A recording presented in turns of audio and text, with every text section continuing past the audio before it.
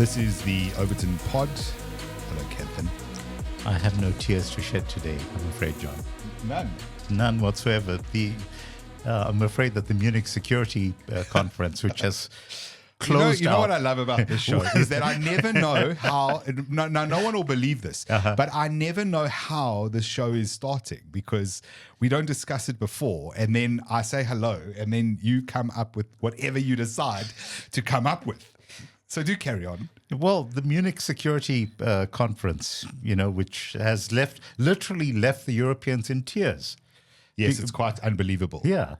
I think just context, JD Vance, the Vice President of the United States, stands up last week, a few days ago, and says, look, guys, the enemy is not out there. The enemy isn't Russia or China or anyone else. The real enemy is you. You who keep attacking your own citizens for voting for things that you don't like as elites, and you who don't believe in freedom of speech. And John, then he rattled off you're not examples. doing justice to the sheer poetic brilliance of JD Vance's speech. Now, look, I'm not going to try quoting that. All I can say to people is go out there, just hop onto YouTube and just search for JD Vance Munich Security Conference. And you'll be able to get it in all of its untrammeled glory. And what I loved about it is that was the America that I grew up in love with and absolutely respecting. Yes. And having this feeling that, if every country in the world could aspire to be what this country is, what an amazing world we could have. And of course, it was the America that put a person onto the moon, whatever you may think about that, John. Okay. I'm okay with that. Personally, I think you're that okay with happened, that, yeah. But, I'm a fool, obviously. And invented the aeroplane and all of that kind of fun stuff. Yeah. And chemtrails, Kanthan, of course. And of course there's chemtrails. Yeah. Yeah, but to see Europe being reduced to this pathetic bunch of whingers who sat there kind of looking sullen. Yeah. It's quite astonishing. So essentially, let's just put some perspective on this. Yeah. The thing that has kind of really upset them is that so Trump made a promise that he was going to end the war in Ukraine. Mm-hmm. And so he's doing it in exactly the way that Trump usually does. He's opened a channel immediately to the Russians. What I like is the hysteria, because if you remember, it was, I'm going to end it in one day. And then when he was the president for one day, they were like, ha, you didn't end it in one day. And then now he's kind of ending it, not in one day, but he's ending it. And they're freaking out that he's ending it. You cannot make these people happy.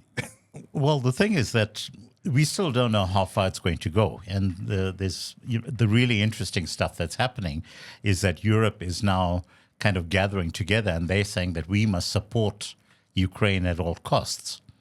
And Trump has effectively, through his defense secretary, said, look, you guys can do whatever you want in terms of supporting it, but we will not be committing ground troops to the war there. Absolutely. And if you get attacked while you are there, Article 5 of NATO will not apply to you. Yeah, yeah. And it's really just basically, if you go in there, you're on your own. Don't count on us coming there. And what's more, we're going to make peace. And when we make peace, you guys are going to commit to having peacekeeping troops on the ground to make sure that this all goes ahead. If you want it. If you want it. But yes. it's not going to be American troops that are going to be doing that. There will be no American boots on the ground. And look, I mean, there was a lot that happened last week because what went down is Pete Hegseth, Defense Secretary, goes over first to Europe, and he has a whole bunch of meetings with the heads No, but hang on. You have to back off just a little bit, because prior to Hegseth going there, yes. Kellogg was out there as Trump's point man, purportedly in terms of resolving the Ukraine crisis. And he had meetings with all of the usual European apparatchiks and was basically saying to them, well, Russia's going to have to come to the party. Otherwise, we're going to sanction their sorry asses and double down and cut them out from the global financial system and all of that kind of stuff, which the truth is the Biden administration has already done. And there's nothing that they can do at that level. Meanwhile, behind the scenes, you have Wyckoff, who goes off to Moscow and basically opens the door for communications between Trump and Putin. Yeah. And then now we cue Hegseth actually delivering this message in Europe. Yeah. And while they are still reeling from that, you have Trump then giving the readout of a phone call that he's had with Putin, of which the situation in Ukraine just happens to be a very minuscule portion of the entire discussion. It's not the focal point. It's about which, of course, freaks everyone out. Yeah. Because, and on top of that, he also turns around in the days that follow and says Russia should be allowed to rejoin the G7. And which I've been saying for a long time. I think I said it on a previous show. We're the fourth biggest economy in the world. Of course they got to be there. Yeah, absolutely. Absolutely. And I've said that when this is all said and done, there will be a period of normalization, and we'll all get fed the usual media propaganda, and they'll rehabilitate Putin. They'll still say he's a dictator and all these things, but they'll rehabilitate him to the point before where he used to stand on the stage with the rest of these people. And they'll give them SWIFT back and all of that kind of stuff. And everything will go back to normal. I mean, that's going to happen in the next 3 to 4 years. That's all going to go down. So you can dislike it.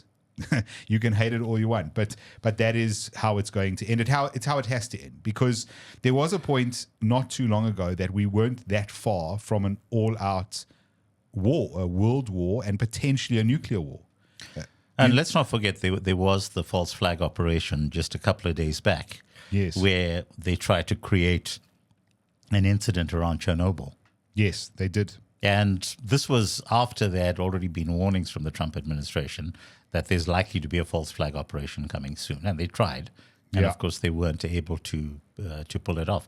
Here's the interesting thing that's happening right now, John. And I think that most people kind of haven't quite gotten the hang of this yet. So Trump doesn't really like the whole concept of a collective.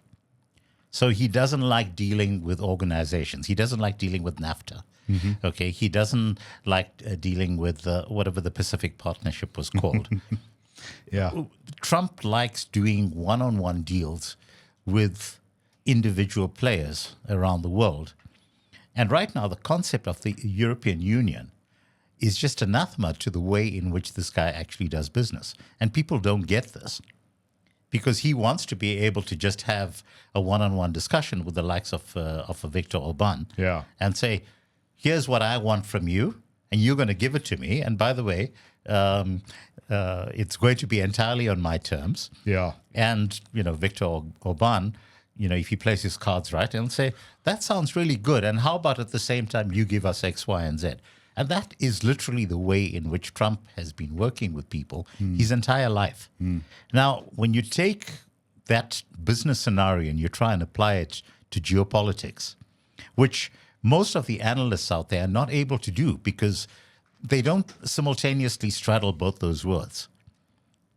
It's either they know everything that there is to know about the way in which geopolitics is supposed to work, or they have this vague idea of how the markets are supposed to be working.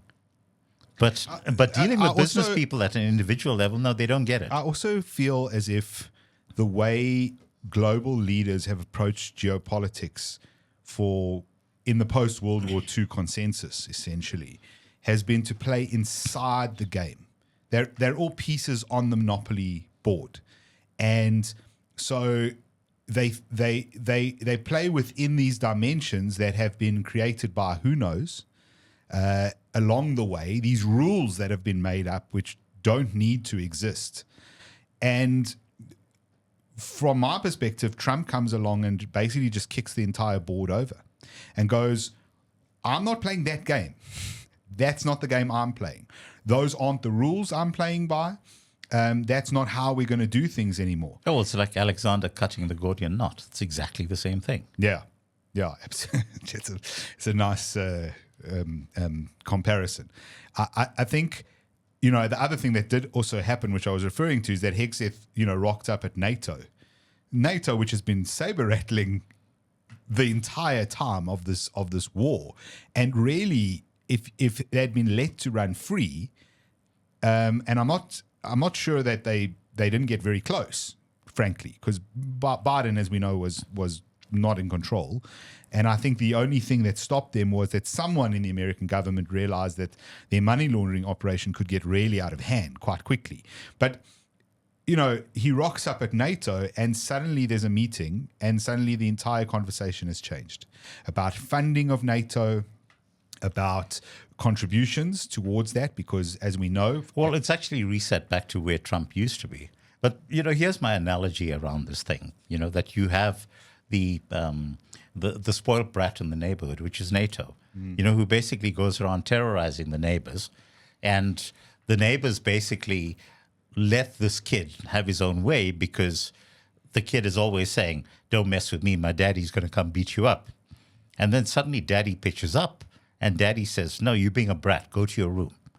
Yeah. And that's the situation that we've got right now. And people don't get that. That NATO, without the backing of the US, is actually powerless. Yeah, absolutely. Absolutely.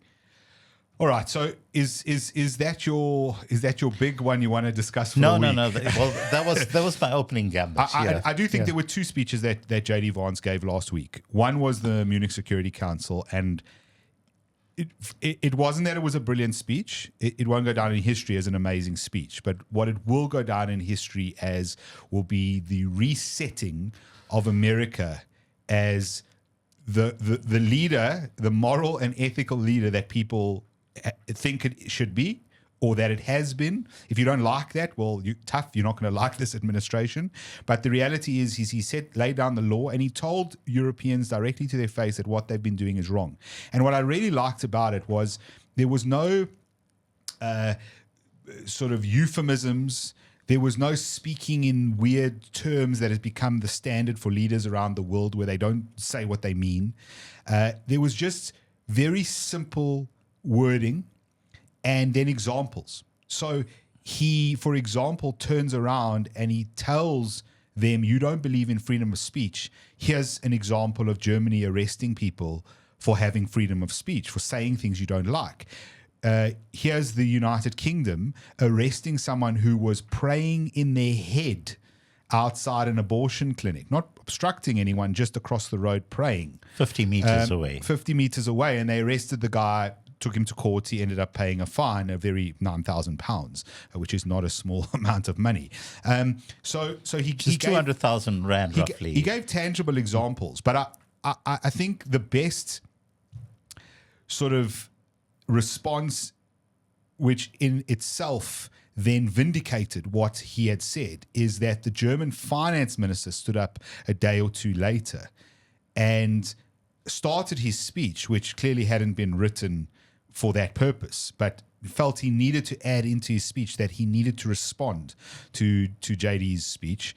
And he in response to JD saying, you guys don't believe in freedom of speech, the finance minister stood up and said that speech was unacceptable in those words. And that summarizes it beautifully for me. So let me tell you why I do think that Vance's speech was historic.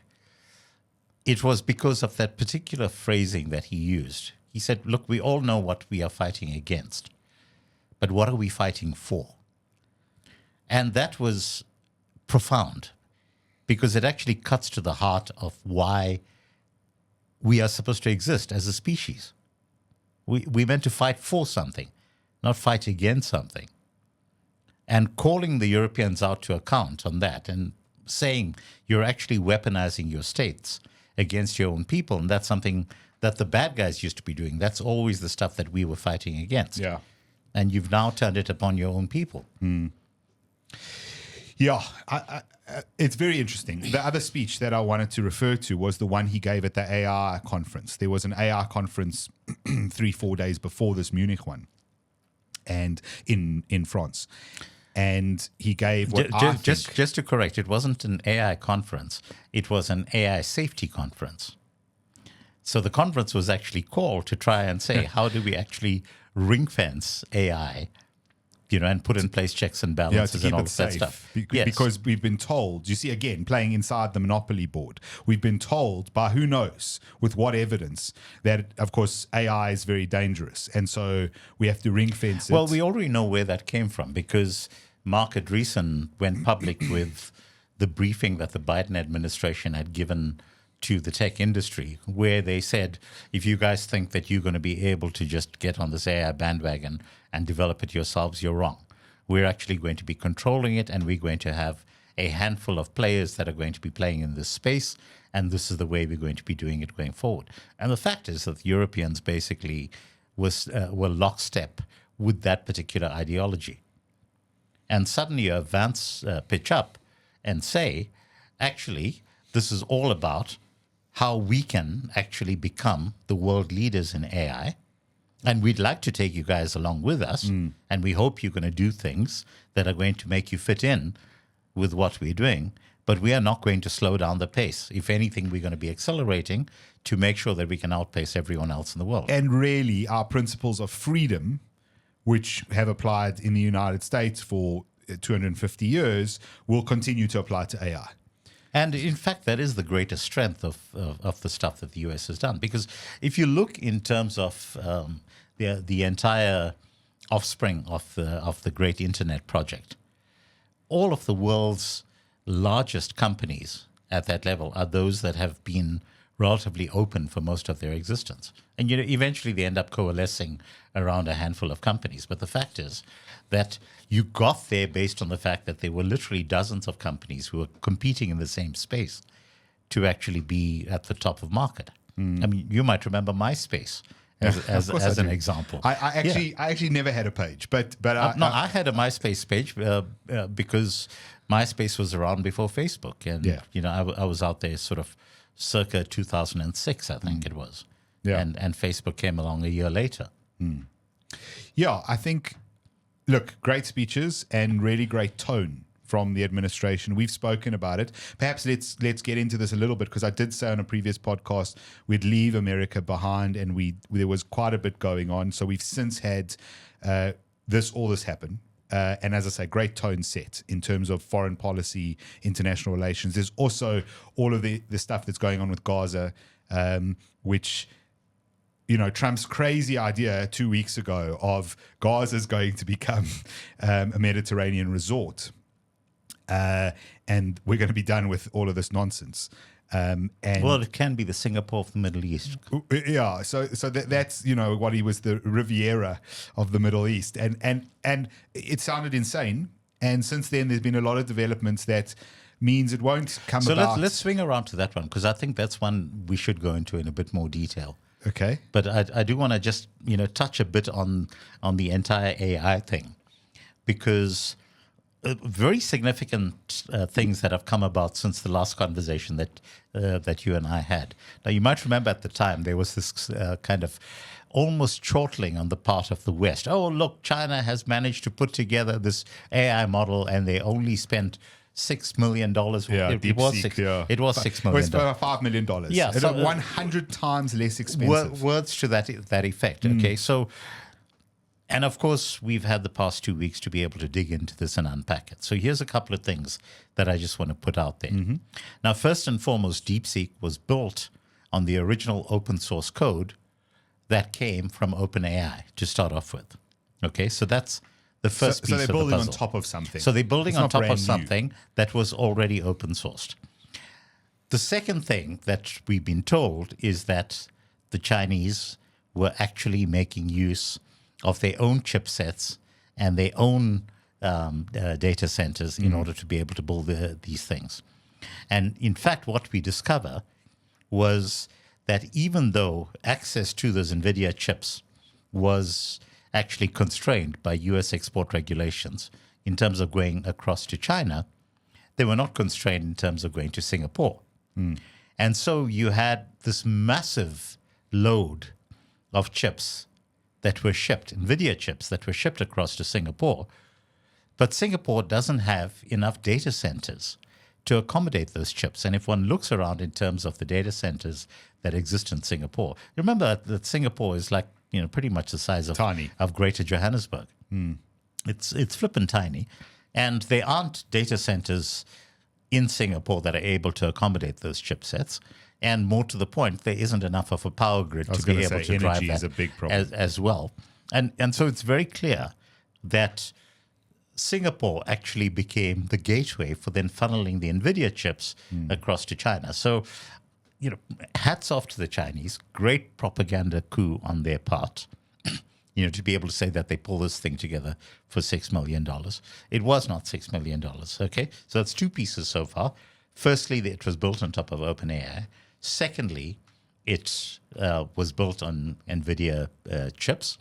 And the third point that we've got to make is a point that you and I have talked about on the show a couple of months back, which is you are very quickly going to get to the stage where every AI model in the world has exactly the same knowledge base, and that knowledge base is the public internet. Mm-hmm. And so most of the public internet has already been crawled. So again, that work has been done by the likes of Google. It's been done by Facebook, Meta. It's been done by Perplexity. It's been done by OpenAI. And by and large, all of that data is exactly the same data that DeepSeek now has access to. And what we've said is that what is going to determine who ends up being the leader in this environment is those who have access to information that's not on the public internet. And which would be who? Well, so right now, the person who has the largest repository of current information that's not on the public internet is Musk, because he's got Twitter. Which he closed off. Yes, so he closed off the APIs so that you couldn't have everyone else in the world busy data scraping. And so what that means is that out of all the large language models right now, the model that actually has the latest and greatest in terms of current affairs is Grok, which is the model that's built on top of Twitter. And right now, the scramble is going to be for real estate around who is going to be able to buy access to the siloed data. So New York Times being an example, they're trying to strike a licensing deal in terms of people being able to get access to their data. You have all of the publishers of academic journals who are doing the same. All of the law journals are doing exactly the same. Why couldn't you just hack them? You can, and I've no doubt the Chinese are doing that.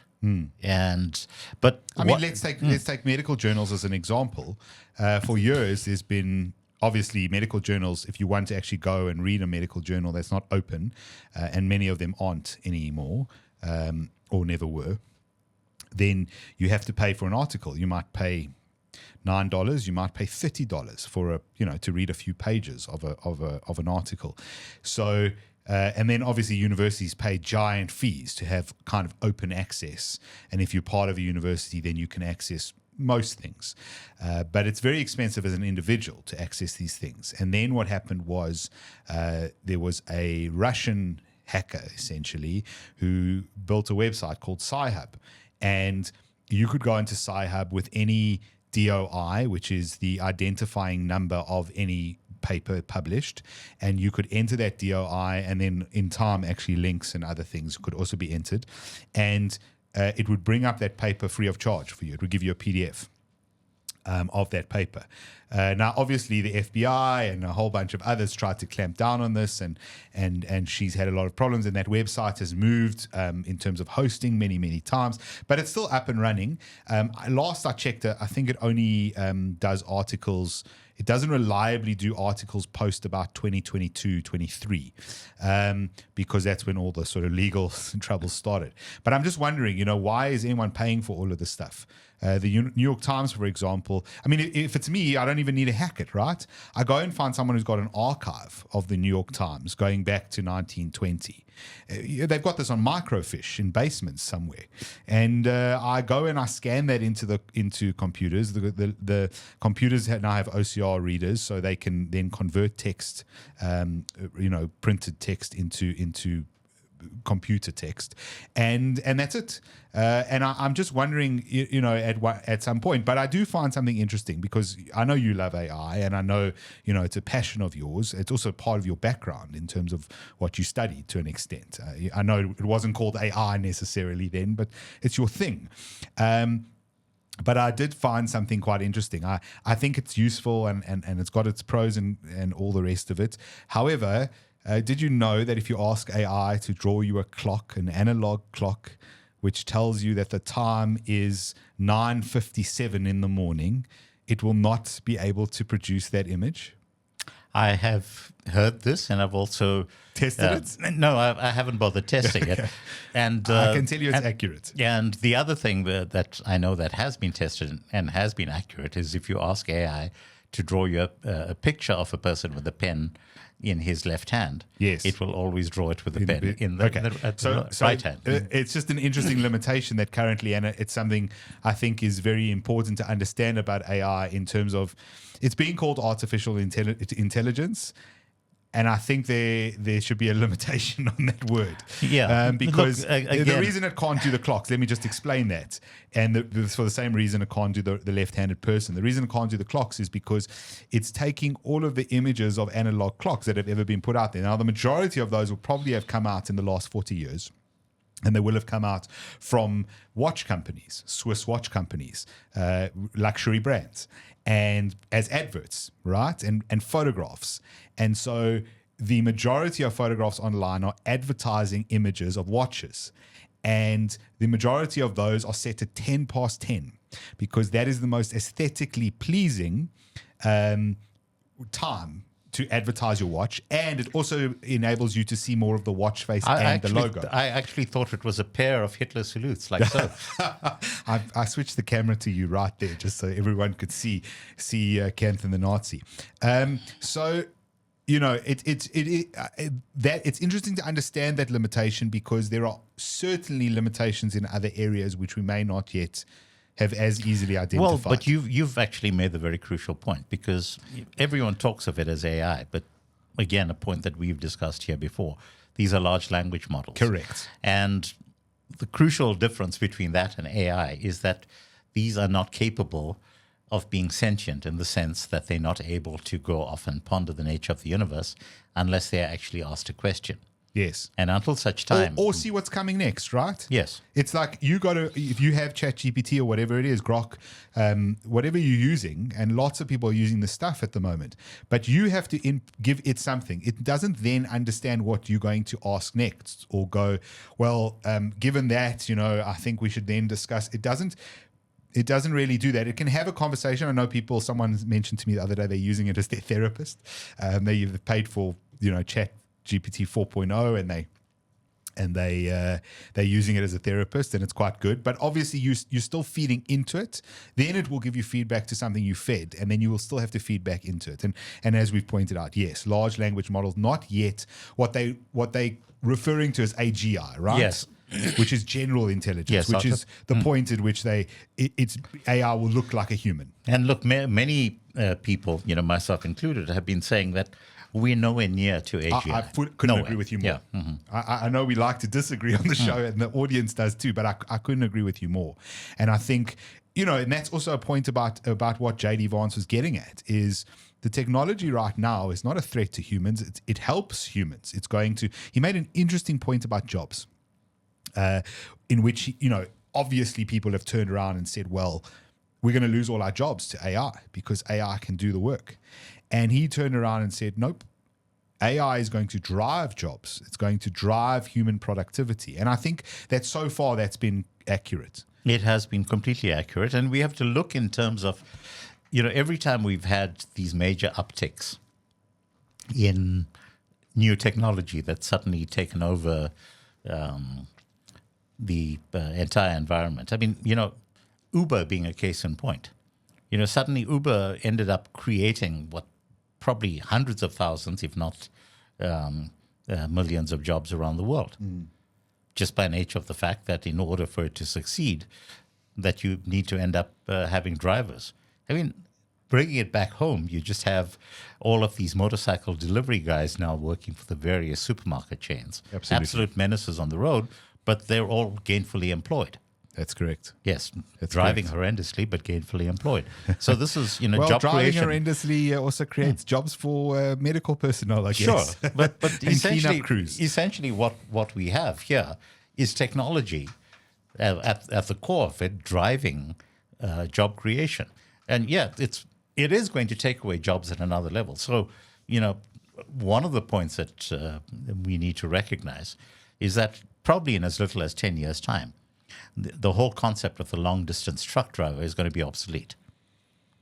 And the reason why it's going to be obsolete is because of the fact that most of the long-haul part of the journey is going to be done by self-driving vehicles.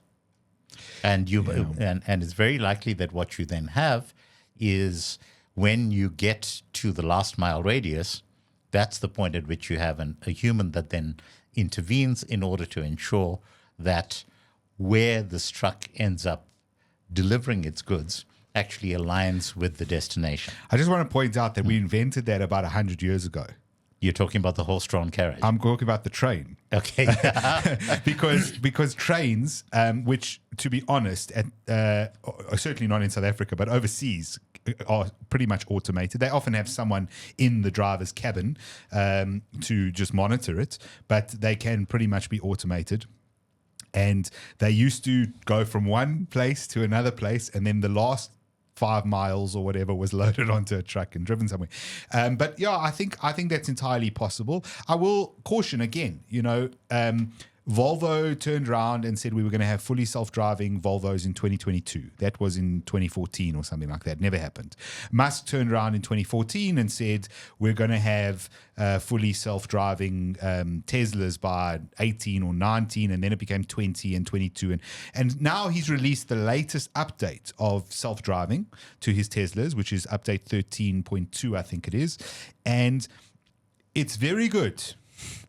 But there are also people online, if you go look up commentary on this, there are also people who are saying, today my self-driving tried to kill me. Because it's learning. It's still learning. It is still learning, and I see lots of that happening. And I'd be reluctant to make a prediction in terms of when full self-driving comes about. But what we can say is that full self-driving within a built-up environment is an entirely different thing from having full self-driving on major highways. I think that's right. And that is really the point that we need to be focusing on. Because this really is what it comes down to. I think, and everyone says, self-driving cars will be safer than humans and less accidents and less deaths, and so it's a no-brainer. The problem for me is this, and that is we when something goes wrong, as humans, we want to find the reason it went wrong, but we also want to find something to blame. And our justice system is essentially based on this. We have a justice system so that we can hold someone responsible for wrongdoing. When the self-driving car drives whoever, the school children in the bus, off a cliff, and we can blame no one, that's going to be a problem.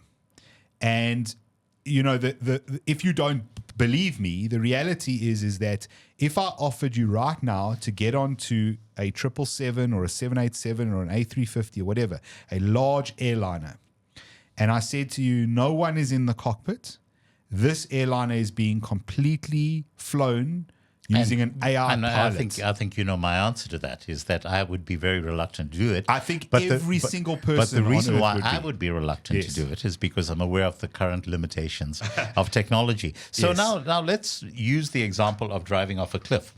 Yeah. This is to the point that I was just making. Driving off a cliff is a very real possibility. And that's why. Love how nonchalantly you say that. So if you look in terms of what the Chinese are doing right now with all of the buses that they have that are fully self-driving, and the reason why the Chinese are able to get away with it is because they control the entire ecosystem. So down to the road markings, which are a crucial part of the way in which they end up having these fully self-driving vehicles, which is really difficult to enforce in the Western world because, you just simply move from Italy across into France, and suddenly there are different rules in terms of the way in which traffic lights are positioned. Or somebody digs up a road and doesn't tell somebody else, and there isn't a road marking for a period of time, right? For example, I don't know if you're aware of this, but a traffic circle in France. Yes. Okay. In most parts of the world, the person in the traffic circle has right of way. Yes. In France, the person entering the traffic circle has right of way. Yes, I am somewhat aware of that. It's the reason why on the one occasion I've been to France and had the option to drive, I chose absolutely not to. Yeah, it's quite terrifying. It's freaking horrendous at that level. Yeah. Yeah. So look, I think it's very fascinating. Interesting to see where it comes. I agree with you. I thought the speech was great in terms of saying we're going to be the leaders in this, and we're going to do it in a way that's free and that we're not looking at the technology as a way to clamp down on competition, as a way for government to have more control. And it was, I would say, the second best speech this year. I consider Trump's inauguration speech to be the best one so far. But that AI speech was excellent. Go look at both of them. Let's quickly talk about what's happened in the American political space. Since we last sat down, we've had confirmation of Tulsi Gabbard. So you must be quite happy about that. I'm happy with all of the confirmations. I'm happy with Tulsi Gabbard. I'm happy with RFK Jr. And Hegseth. I see the media already lying about RFK. So there was an executive order signed which bans COVID vaccine mandates in schools. In other words, you cannot force children to have a COVID vaccine. And the media reported it as Trump administration bans vaccine mandates. In other words, all vaccines. Yes. So the misinformation's already begun. But that's what they do, okay? And they will always refer to RFK Jr. as a conspiracy theorist, as a vaccine denialist, and all of that kind of fun stuff. They've already started saying that when Pete Hegseth was delivering his speech, that he had fallen off the wagon and that he was actually constantly. You know how that came to be? Mm-hmm. So he was holding a glass, and behind at the back of the glass was his thumb. He's holding the glass like this, and the camera angle was such that it missed the front of his hand but caught the back of his finger. And with a bit of blur, that finger made it look like the remaining water inside the glass was a little bit yellow / orange. Yes. Right? And so it looked like it could be a whiskey. Now, obviously, he was drinking water. But let's consider that this is the guy who, it's a defense minister who is now getting up at the crack of dawn and doing runs and running with green berets. Running with green berets. Just incredible. And you look at this and say, this is the type of defense minister that I want to see. Yeah. Yeah, and then of course we've got the freak out that's going on with Elon Musk and everything that's happening in terms of Doge, which we've both said is probably the most important aspect of this entire administration. Just absolute panic and pandemonium. Look at the stuff that he's found in the past 24 hours, that there are people collecting Social Security who are 2 centuries old. Yeah. Yeah, it's unreal. There's one person who's older than 300. We thought here in South Africa we had a good thing with our ghost workers. And the Americans have got us so beat. Really? Yeah, he released data that shows that there are potentially millions, tens of millions of people who are receiving Social Security checks that they should not be receiving. And then tens of millions of anomalies in the system, which basically are coded that those people could never die. Okay, so it's not that necessarily those. I mean, there's 20-year-olds in that group, so the chances of those people pulling Social Security are very unlikely. But the point is that at some point when those people are dead, someone could, in theory, continue pulling Social Security on their number, or they just won't properly be recorded over and above. I mean, it's just the Mueller administration is just fantastic to be shown. And in terms of the other spending, every day there's just more and more random sort of spending. There's one woman who was moaning about having been fired from something USAID funded. I can't remember what it was. And then someone went and dug up what she was doing. And essentially, she was the one who was responsible for rolling out DEI in schools, like transgender, whatever, and all of it. And there she is moaning that she's now unemployed. Well, that's one of the interesting things that he's uncovered, because the purpose of USAID was purportedly to provide humanitarian assistance across the globe. Yes. And instead, it had been weaponized against the American people and used effectively to spread things like the Russia hoax against Trump and to spread these DEI initiatives in schools. And all of it was done without the knowledge of anyone in Congress. Yeah, all behind the scenes. The funding it's just amazing, and it's once again a reminder of how important language is, because when you say US aid, everyone thinks it means aid. Yes. Everyone thinks it means aid. United States aid. It's aid. They're giving you aid. What good, lovely people. And you know, the first image that pops up into your head is bags of food being offloaded off a truck in Somalia, or water being provided to people in Sudan. Or vials of fentanyl making their way across the border, as it turns out, because of the fact that they were funding farmers in Afghanistan, as an example. I mean, goodness. Farmers in Afghanistan, that's priceless. Yeah.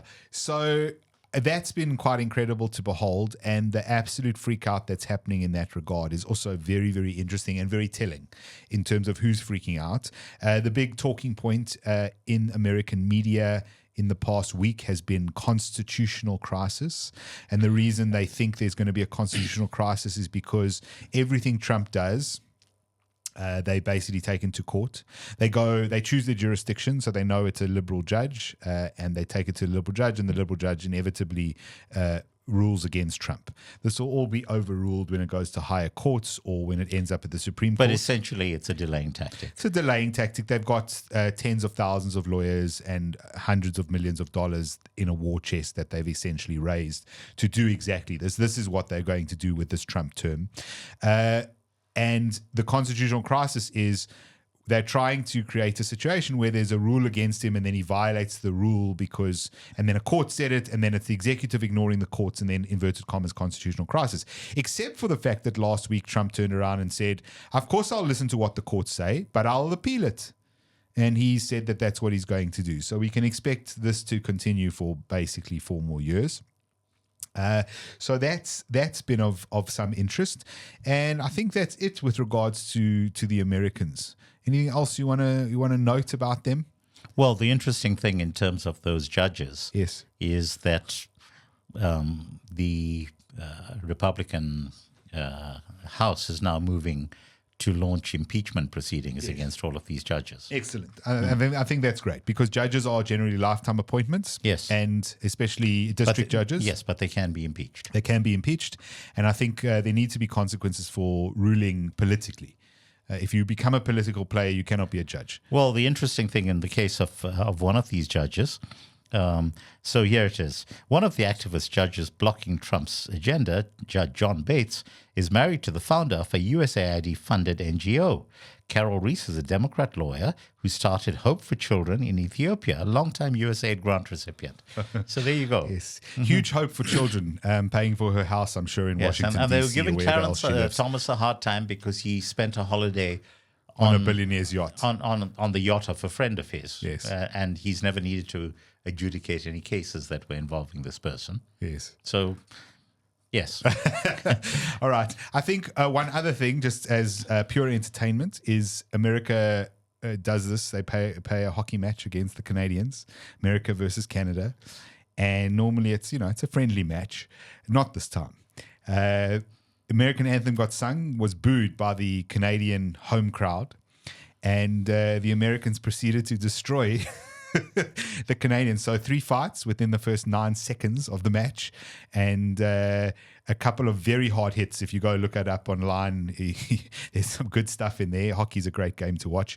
And then 3-1 to the Americans, which is funny. So I saw some great memes in regard to that. There was one with Barron sitting over Trump's shoulder and saying something like, what did he say? The Ice Mexicans, we beat the Ice Mexicans at their own game, Father. It's time to attack, or something like that. Just but this is the astonishing thing that Trump, against the backdrop, it's only 3 weeks that the guy has been in office, and yet he's finding time to be at these very public spaces. Yeah, he wasn't there. He wasn't at consider that he was at the Super Bowl. Yes. And, pretty much holding court at the Super Bowl with the entire Trump dynasty in attendance. He was at Daytona 500 yesterday. He was. And he was taking a victory lap around the track. Did you see that? In the Beast, yeah. Yes. And then had his granddaughter in his hands. So that was lovely. It's so very entertaining. The United States is currently very entertaining. And if you're a fan of that kind of agenda, if you're on that side of politics, then you'll enjoy what's happening because there's an entire reset that's taking place, both on a global political level, but also on a domestic policy level. But I personally believe that anything that happens domestic policy in the United States ultimately trickles everywhere in the world. That's why I'm so excited about Doge, because I think that if they can prove that it can work in the United States, there are going to be big questions asked of governments everywhere in the world. Let's bring it back home because there's plenty to discuss here. Oh, goodness, So Team South Africa is sending a delegation now to negotiate with the Americans. But look at this, okay? South Africa. Sorry, hang on a second. I've got to get this out before we get to this point. All right? But instead of going and talking directly to the Americans, they're first doing a tour of multiple other countries to try and rally support before they go and have conversations with the Americans. So which other countries are those? Well, they're swinging by China, and they're going to swing by, and it doesn't matter because remember right now, okay, Trump has already had a phone call with Xi, and they've already started talking in terms of the way forward around a range of stuff. He's already opened a direct channel in terms of Lula in Brazil. He's already opened a direct channel in terms of Russia. And of course, Modi was absolutely fated at the White House. So all of the BRIC partners, okay, except for little S, have a direct line of communication directly with Trump. Yes. We don't. Correct. And the reason why we don't is entirely of our own making. Yes. Yes, so I think again, I think we just did discuss this in quite some detail, and so I don't want to dig up all those weeds. But the reaction to, and certainly a Bell Pottinger campaign as well being run. So the reaction to everything over time has been quite interesting. I think there's been some bad reaction, by the way, on the side of the people who claim they're being persecuted as well. So I don't think AfriForum dealt with the Trump announcement very well. I think, and this has always been a weakness of Kali Kriel.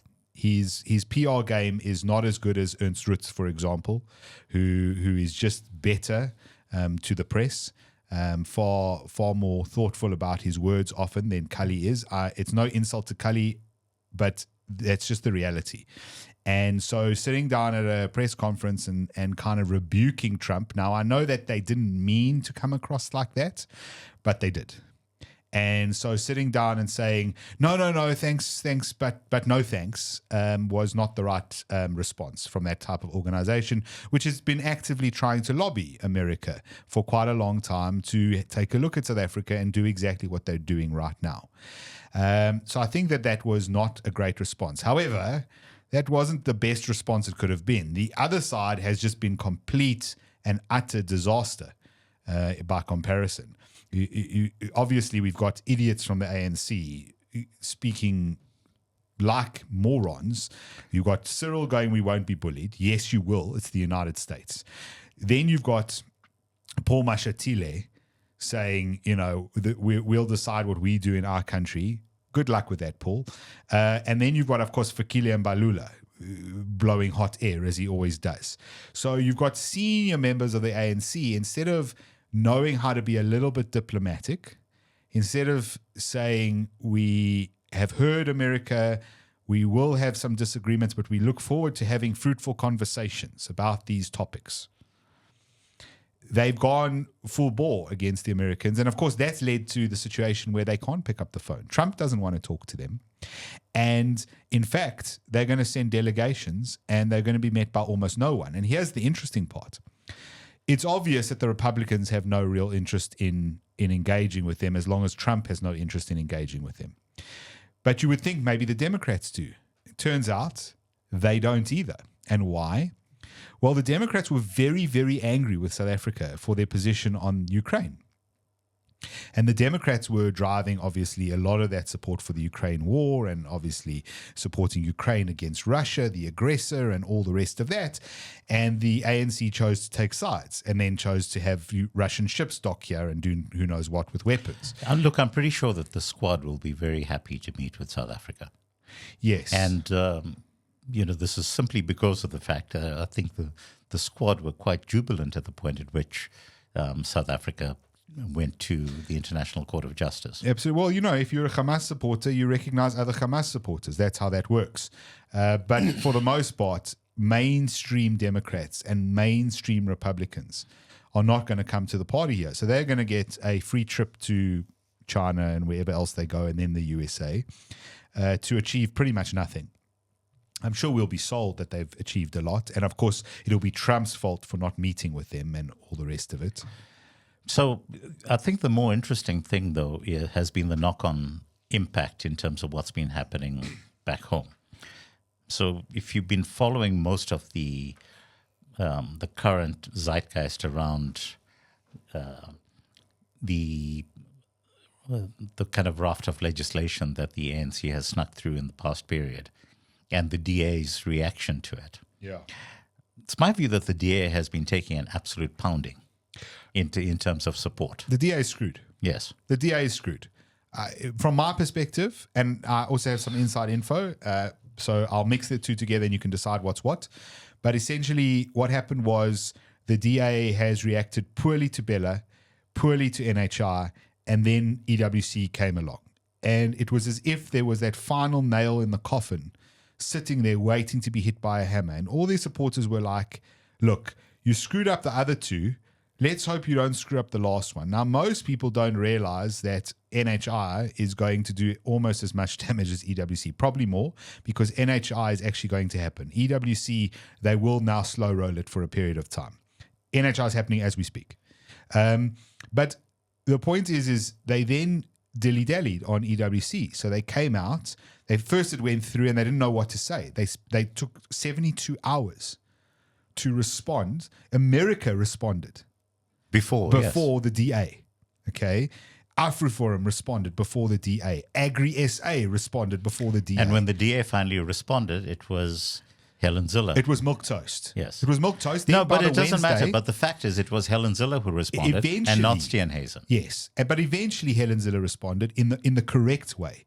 But that happened once they had time to do internal polling to see that their support was falling away at the most rapid speed it had ever fallen away. We're talking exceeding Maimani levels of disappearance. And now they come out sort of against it, but it's too late. It's too late because what do you mean you're against it? You're suing your own minister. And you just look like fools. And you still haven't properly come out and said why this is a problem. Added to that, we've got the complicating factor with regards to the United States and what they've said about race laws. You, the party who has stood on the steps of courthouses talking about BE being unconstitutional, who now have nothing to say about it, who can't agree with Donald Trump because he's Donald Trump. And this is shown very clearly by people who are on the inside of the DA, are not front-facing, but are on the inside, are advisors to the DA, have the ears of the DA, and who constantly have Trump derangement syndrome, frankly. They cannot possibly give any credit to that administration. So even if they're saying things that the DA has said for many years, they now stand on the side of the ANC. That party is in massive trouble. So Steenhuisen, as a very specific example, has signed off regulations that are basically ring-fencing funds for transformation, which is, basically pushing the entire BE agenda. Right. And he could have in the Department of Agriculture. Yes, and he could have just simply refused to do so. Yeah, but he's done it anyway. Exactly. Yeah. So we've never done a call to action here before, have we?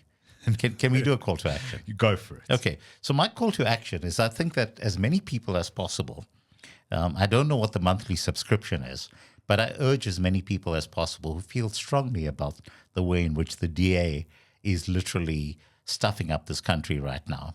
because the ANC would not be able to do this had the DA not actually appointed Ramaphosa as president in this current batch.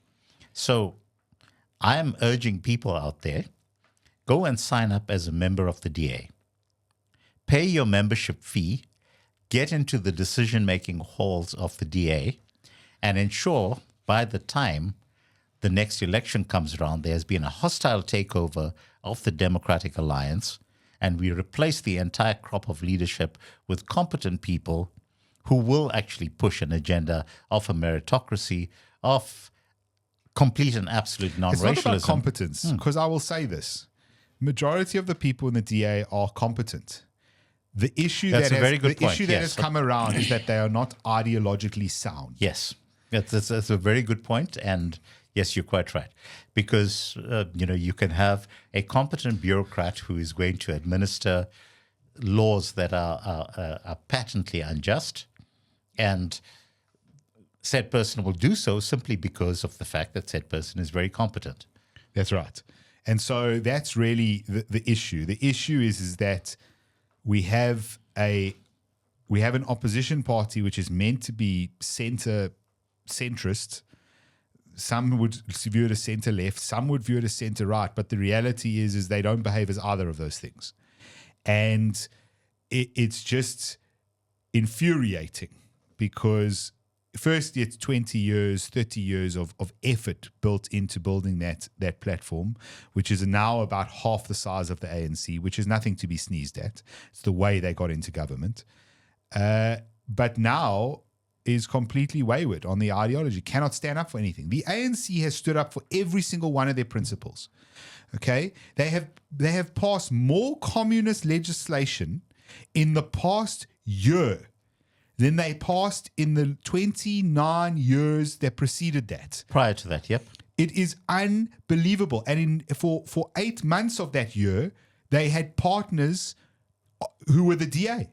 It is mind-boggling that has been allowed to occur. And the occur. DA's response in every single case is, well, we've got to do this because otherwise we'll get Jacob Zuma. Yeah. And let's be very clear that Jacob Zuma turned down every opportunity to pass EWC, and he could have. It was on his desk. Yes. This bill that Cyril has signed was on Jacob's desk for, I think, 2 years. Yes. And he refused to sign it.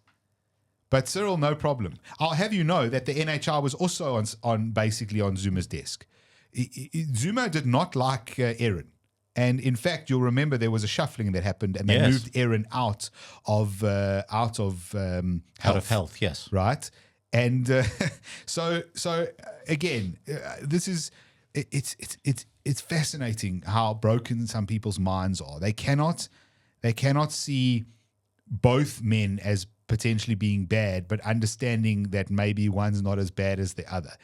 Zuma has been completely demonized, and Ramaphosa is obviously saving us while simultaneously murdering us, and metaphorically, of course, but the proper murder will come later, and making the worst possible environment that the country has sat in its history post-apartheid.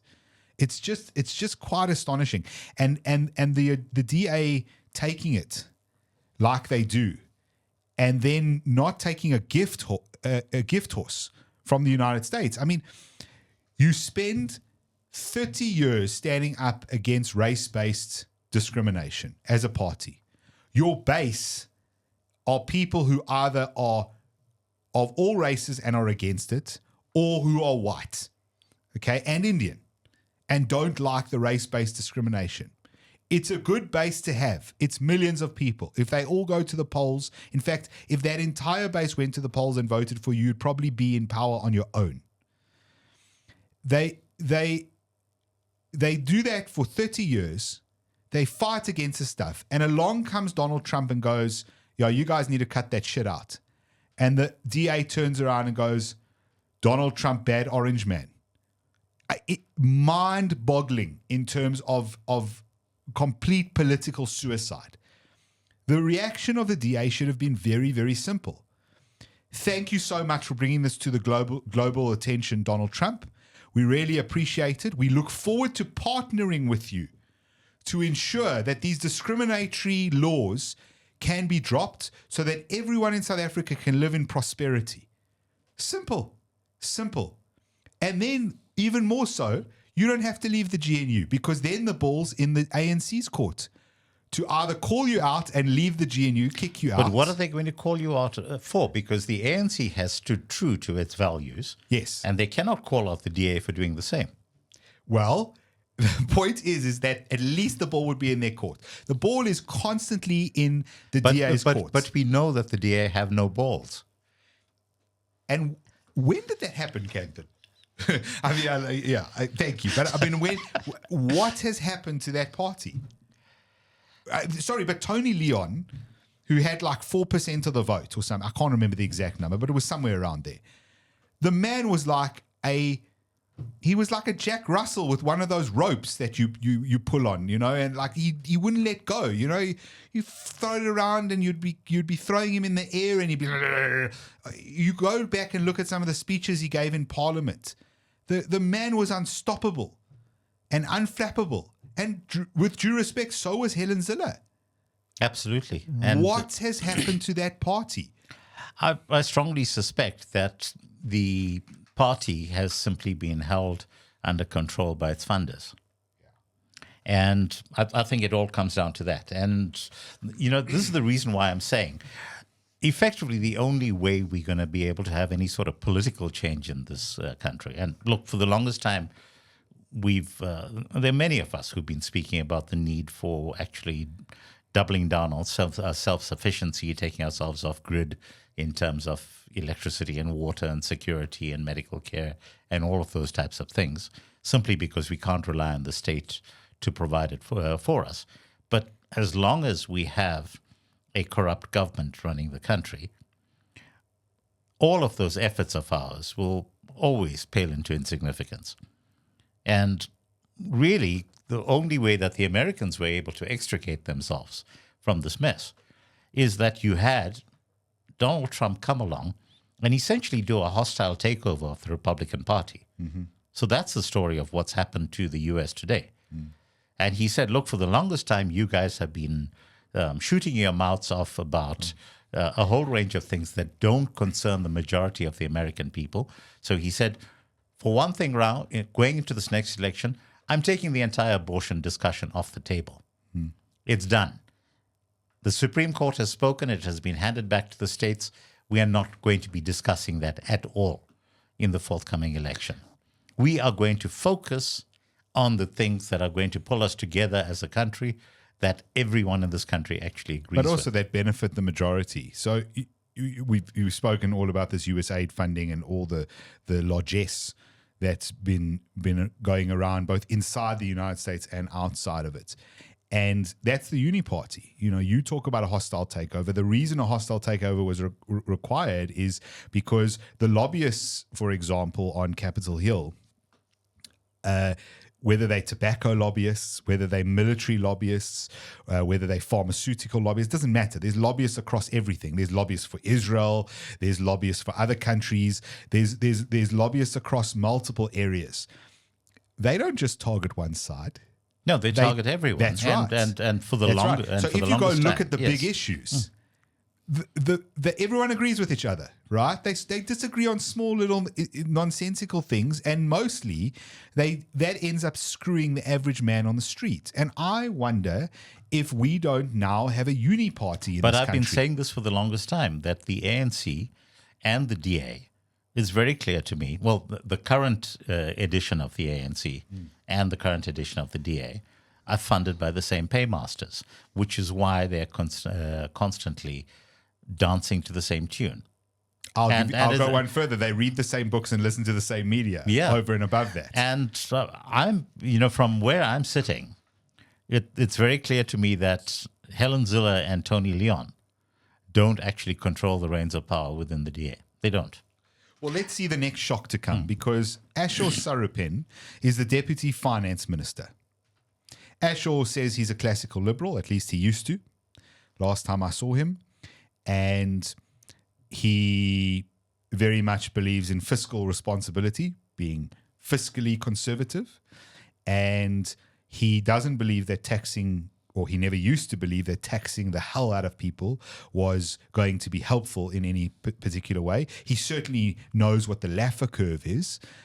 And I would bet in our budget speech that's coming up shortly, we're going to get taxed even harder. So then we will see again the DA being steamrolled by the ANC. But the question now comes to whether or not the DA will actually vote to approve that budget. And that is going to be the litmus test, not the budget speech itself. Because the finance minister can give a budget speech, and the finance minister can certainly propose that there's going to be an increase in tax. You know, I think that one of the things they might look at is a 1% increase in VAT, 1 percentage point increase in VAT as an example. I think there is obviously the usual suspects in terms of sin taxes is going to be up there. But there are two things that are kind of coming together at the same time. While South Africa is trying to draw a line in the sand against the United States, at the same time, South Africa is now putting out for a $24 billion loan from the World Bank. And hey, guess what, people? You know, the majority shareholder in the World Bank is who? The US. Yes. And are they going to sign off on this $24 billion loan if you are not going to be playing nice with them? Well, I think not. Okay? I think that's very interesting. Yeah. So on the one hand, you've got South Africa now going cap in hand to the World Bank. And what the hell do we need to borrow that $24 billion for? It's because we need to be funding all of these social grants that we are currently funding out of the deficit. I would argue that we don't. It's not even that we need to be funding the social grants. If we manage the economy properly, we probably could fund. Although we shouldn't, but we probably could fund the social grants with the tax base. Well, but we used to during the Mbeki era. That's right. Mm-hmm. However, we now can't because of the complete mismanagement of funds and every government department, including the ones in which the DA is involved. So it's just astonishing. And you know, the other day I said online that perhaps, you know, the ANC and the DA were the doomsday coalition all along. And I really hope I'm wrong on that. That's the narrative. You must recognize narratives, folks, because doomsday coalition is a narrative if I ever heard one. Okay, it's just like Day Zero. Day Zero never existed. There is no such thing as Day Zero. Day Zero is a marketing campaign. The DA eventually admitted that. They literally went to a PR firm to come up with the terminology and to come up with the marketing for Day Zero. A whole bunch of Cape Townians lost their minds. We were told the dams wouldn't be full for 5 to 6 years. I remember visiting people in Cape Town during the time, and my God, did their toilets stink. From lack of flushing. Yes. And they all had these little signs in their toilets saying, if it's yellow, let it mellow. If it's brown, flush it down. You could not make up this stuff. Yes. So, you know, Doomsday Coalition is a marketing campaign. It's a narrative. And it's not to say that Jacob Zuma and MK would be great for the country. But I think that they were better for the country than Ramaphosa. I'm talking very specifically. But you remember what I wanted as a coalition when we spoke about this before the coalition talks happened. Yes. After the election. I wanted the DA to be, and other people did too, the DA should have gone into bed with MK. Correct. And the numbers didn't work out. Yes. Which was the real issue. But that would have been potentially a more ideal situation. If you want to go on the most pessimistic interpretation, MK being a bunch of thieves, the DA being a bunch of bureaucrats, and at least you would have had a whole bunch of theft from your government, which tried to do things relatively functionally, but no communism, folks. No EWC, no NHR, no Bella, none of this crap.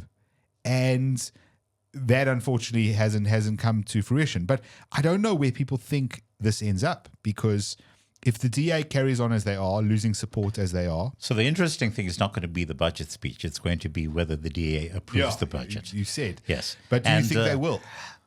Well, that is going to be the test.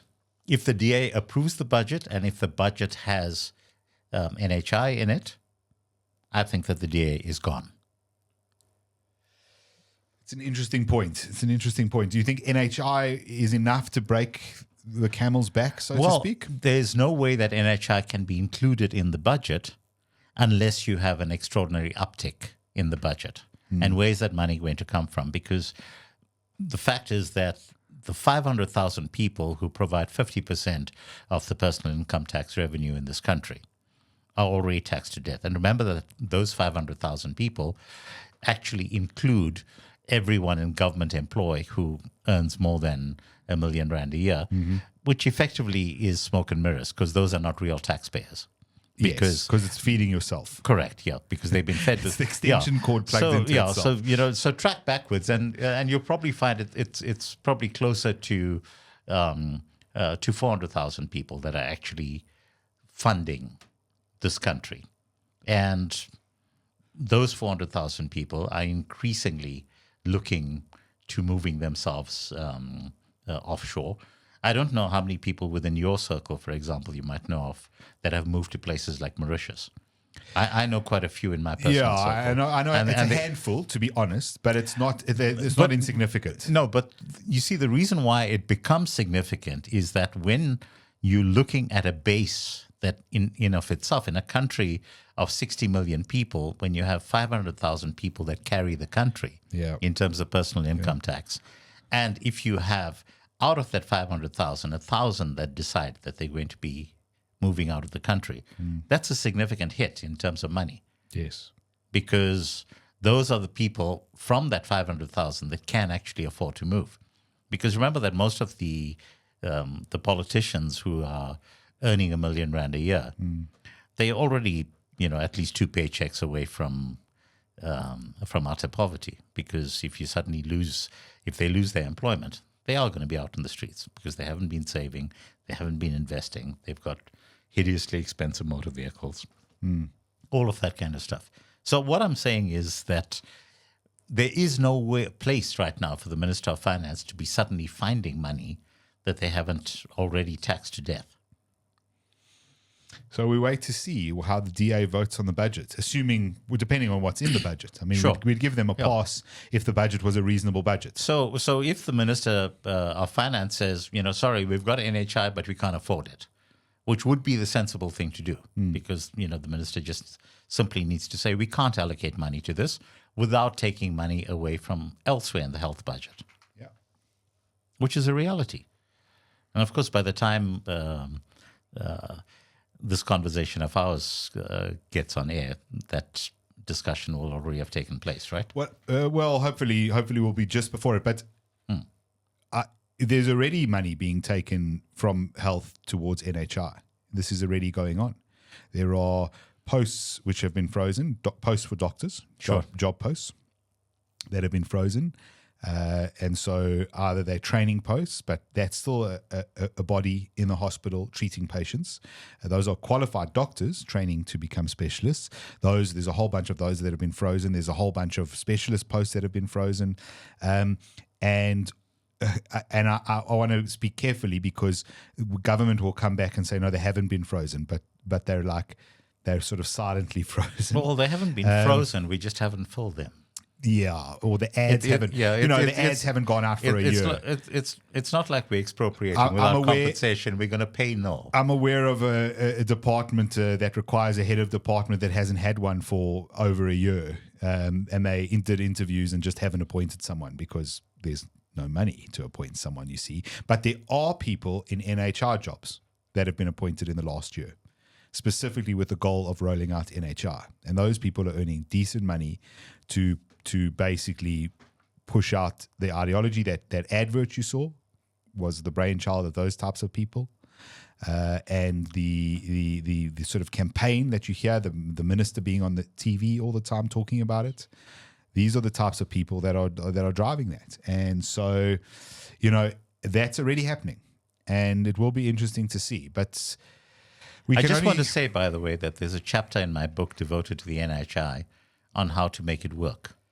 Yeah, we must talk about that sometime because we disagree there a bit. Yeah, well, you see, we're not going to talk about that stuff on air because I want people to go and read the freaking book and actually get their heads around it. Because immediately when we start delving into the detail, and remember that I've actually gone into a great deal of detail around the numbers within that scenario, and use real life examples of places where similar techniques actually work.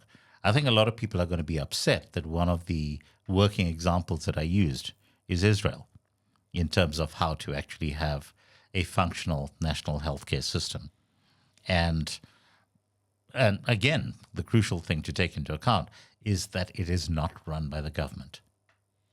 It's the most crucial thing. Yeah, I think, but we've got a state that believes that they should run everything, and we've got a former opposition party that doesn't seem to want to stand up against anything like that, because God forbid they should upset their partners who keep on stomping all over them. But the problem that we have is that the opposition party also believes that their job is to run everything.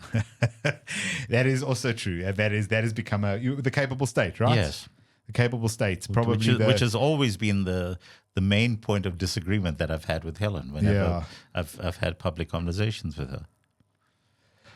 Right. Anything else you want to get into? What have we forgotten to draw down into? We were supposed to talk about Gaza.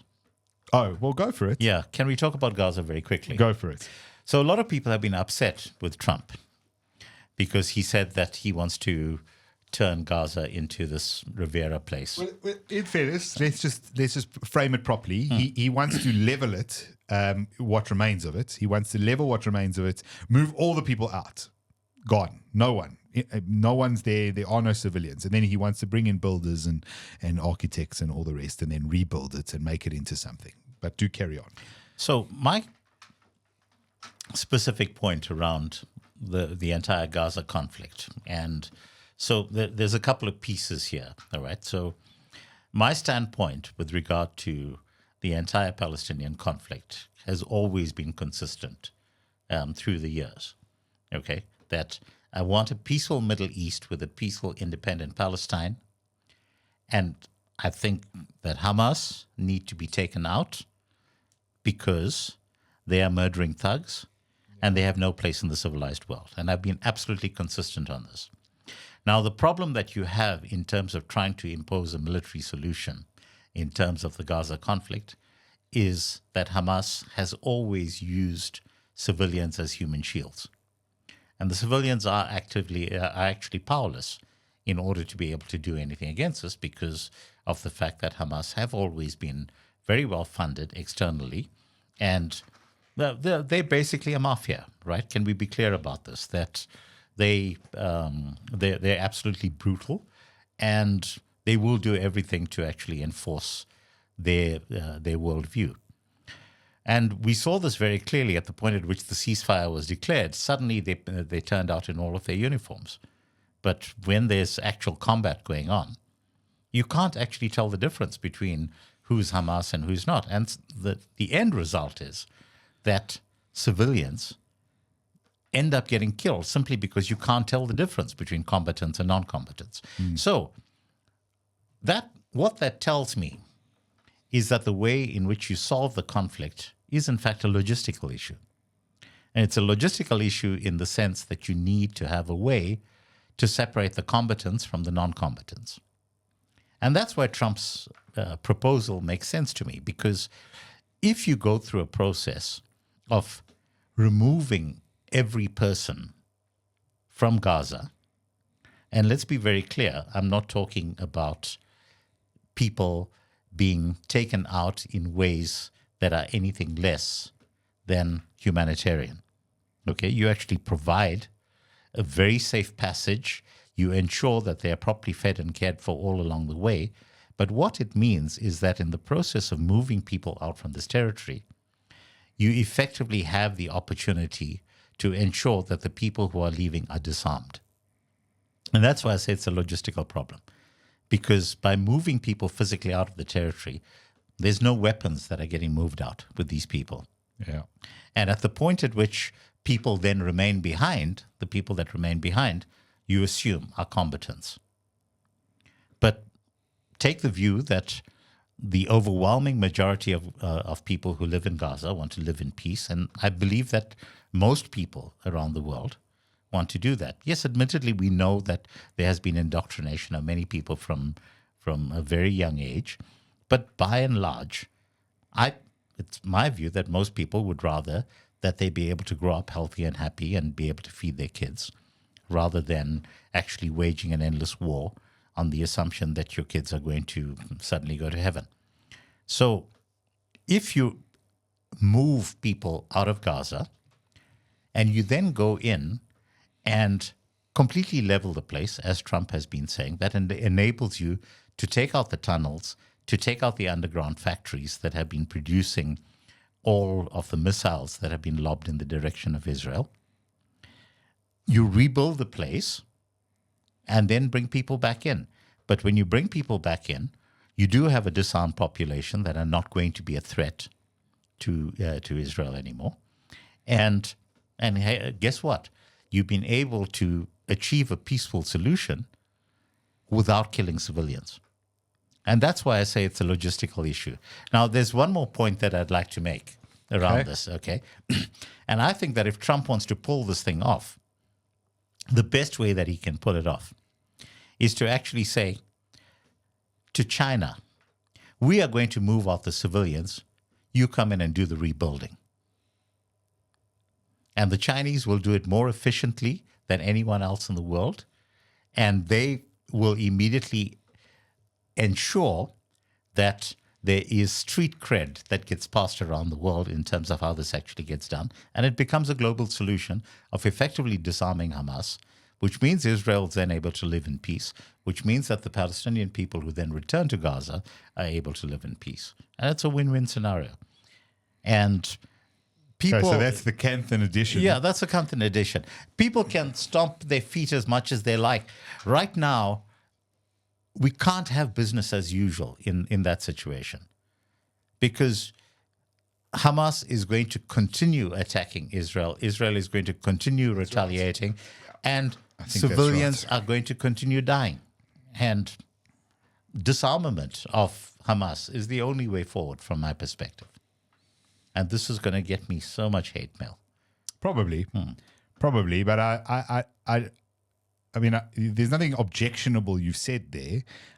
People can disagree, for sure, but there's nothing completely objectionable. I think people will disagree and say, no, it's where they live and they should be allowed to stay and all the rest of that. And, you should weed out Hamas somehow. I don't know any other way. I don't know any other way of weeding them out because they hide among civilians. Yeah, I think there's also reality, which I don't buy I think it's nice to believe that people just want to live their lives in peace and raise their kids.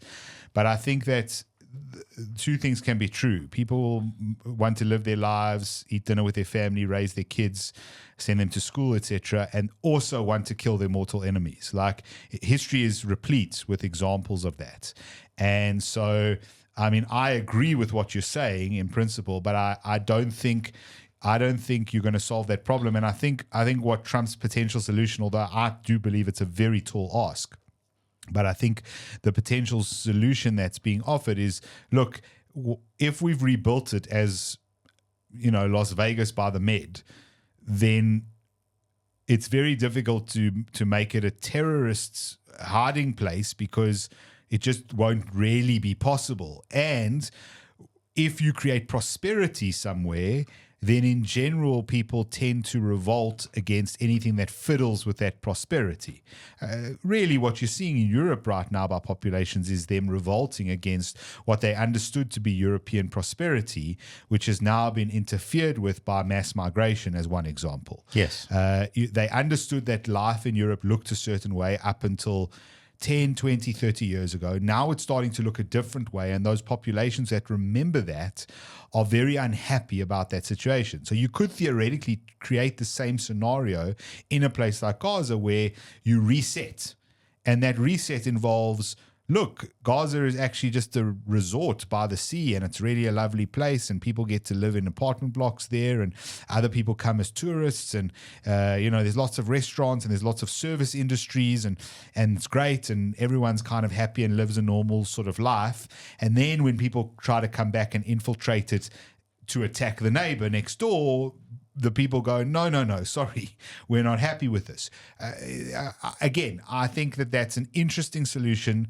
I hope it works out. I just think it's an incredibly tall ask in a place where 80% at least of the people say they support Hamas. I agree with you that it's a tall ask, but I think what is crucial around where this discussion is right now is that it's the first proposition that's come along that actually is trying to get people thinking along an entirely different tack. Yes.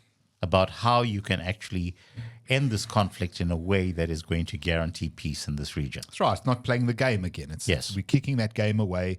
I'm not a player inside that game. I'm making a new game. Yes. And Trump talking directly to Putin is exactly at the same level. And you remember Trump did this with little Kim in North Korea back in the day. Yeah, he did. All right, well, let's see what happens with it. I think it'll be interesting. Certainly, there's still ongoing ceasefire, hostage and prisoner exchanges. So it remains to be seen what happens with that. I don't think there'll be much movement until kind of every hostage is back, which also creates a bit of a dilemma because from a Hamas perspective, they know that once they give back that last hostage, their bargaining chip is up. And then I don't know what happens next. I don't think those hostages are actually a bargaining chip right now from the perspective of the Americans. I agree with you, but they are from the Israelis. Yes, but certainly from the perspective of the Americans, I think that Trump is pretty clear that most of the hostages, the reason why they can't be brought out is because they're either dead or they're on the brink of dying, and at that level, it's not actually possible for Hamas to deliver on the hostages. Trump has been very clear in terms of that, just simply based on the way in which the hostages that were released, had very clearly been treated during the time that they were there. So, a reset is absolutely needed, and at that level, at very least, I'm pretty sure that's going to be part of the discussions that take place when Trump and Putin now meet in Saudi Arabia, because already Lavrov's team has gone across to Saudi Arabia to start laying the groundwork. And remember that the Saudis are probably one of the few players in the world that are trusted by both Trump and Putin. Yeah, interesting. That's a very interesting dynamic and something we must unpack a little bit more on a future show. That power that's nestled in within Saudi Arabia. Good. I think an interesting show. Kanthan's called everyone to action to go and sign up to the DA to do a hostile takeover. Sign up for the DA to do a hostile takeover, and hang on a second. He's getting his book, I'm sure. He's getting his book. But there you go. There's the book. Go and pick up a copy. How to Fix South Africa, folks. And more crucially, read the chapters on health. Okay, because health is not just about NHI. It's about how to ensure that we're getting the best possible doctors, how to increase the number of doctors that we have in the field, how to just increase the level of competence in terms of all of the support staff that doctors need to rely upon. Because, I think by and large, John, I know that as a journalist you've got no experience of this, but none. I know that, doctors who work in the public healthcare sector are among the most dedicated and competent people that I know of. And they do this against a backdrop of complete incompetence on the part of the unionized nursing staff who, really ride roughshod over the rights of patients. And they get away with it because they can. Yeah, I think it's always difficult to group people. I think, but yes, there are which is not to say that they are nurses. Yeah, they're good nurses. That's the truth. They are good nurses, but I'm saying that they're a minority. But yes, the sort of unionization that occurs within healthcare management, really, it comes down to management. It's not really the unions. The reality is, years ago, someone I might know very closely suggested just time clocking, because that's sort of standard in every industry. That everyone should just time clock, because one of the big problems in state healthcare actually happens to be that people don't do the hours they're meant to do. They either come late to work or leave early. They slack. They don't report their leave properly necessarily, or sick leave. They come to work for a limited period of time when they're assigned to be there for a longer period of time, etc. I think that they need ankle monitors that track their activity. That's what I think. And that's actually able to measure how many steps they walk on a daily basis. And in fact, government did look at time clocking at one point, and the unions turned around and said no. But it's exactly like the theft at OR Tambo, because government wanted to install cameras where the bags were coming in, and it was shut down by the unions. Yeah. So the thing is I don't blame the unions there. I blame the management for being like the DA, essentially castrated. No, but this is not the management. This is government policy that keeps the unions in power there. But government are the managers. Yes. And essentially it's for them to turn around and go, we manage these hospitals or hospital, whatever it is. There will be time clocking, end of story. It's not up for discussion. If you don't like it, go and strike. Good luck. The reality is, this is the other thing, is that strikes cause damage, especially in industries like healthcare. But some patients won't, but the government and the country will survive a strike. The people striking won't survive not having a salary for very long. And we've seen this again and again with strikes over the years. The reality is that you can smoke them out. We saw what happened in terms of the Nauru strikes, where you had the striking workers literally blockading the hospitals and preventing ambulances getting through, which resulted in people dying.